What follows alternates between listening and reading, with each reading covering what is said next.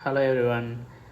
వైఎస్ఆర్సీపీ వాళ్ళు చాలా ల్యాక్ అవ్వడానికి కారణం ఏంటంటే ముందుగా వాళ్ళ స్పోక్స్ పర్సన్స్ అవ్వచ్చు, లేదంటే వాళ్ళ ఎమ్మెల్యేస్ అవ్వచ్చు, ఎక్స్ఎమ్మెల్యేస్ అవ్వచ్చు, ఎక్స్ఎంపీస్ అవ్వచ్చు, మినిస్టర్స్ అవ్వచ్చు. వాళ్ళు ఆ, మాట్లాడే పద్ధతిని కొంచెం చేంజ్ చేసుకుంటే ఇంకా మంచిగా చేయొచ్చు. ఫర్ ఎగ్జాంపుల్ పేర్ని నాని గారిది, ఆయన మాట్లాడేది బాగానే మాట్లాడతారు, కానీ కొన్ని చోట్ల ఎలా నోరు జారుతారంటే అది కోలుకోలేని దెబ్బ పడతా ఉంటుంది. ఫర్ ఎగ్జాంపుల్ మొన్న రీసెంట్గా ఒక చిన్న పిల్లవాడు చనిపోయి, నిరంజన్ అని చనిపోయారు. ఆ పిల్లవాడి గురించి రాజకీయాలతో మాట్లాడటం అనేది అసలు అనవసరం.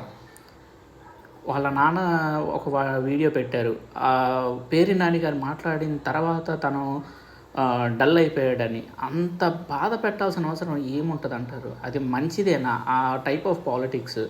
అండ్ అమర్నాథ్ గారు, ఆయన అసలు మాట్లాడకపోతేనే, బయట వచ్చి మాట్లాడకపోతేనే ఇంకా మంచిది. అండ్ మిగతా వాళ్ళు ఎవరైనా కానీ మొన్న రీసెంట్గా నాగార్జున యాదవ్ మాట్లాడేదంటే ఎంత చండాలంగా మాట్లాడతాడంటే, అతను అసలు ఎలా ఇంతకుముందు కూడా ఒక ఎమ్మెల్సీయో లేదా సంథింగ్ ఏదో దేనికో చైర్పర్సన్గా పనిచేశాడు. అసలు ఎలా పనిచేశాడో నాకు ఇప్పటికీ అర్థం కావట్లే.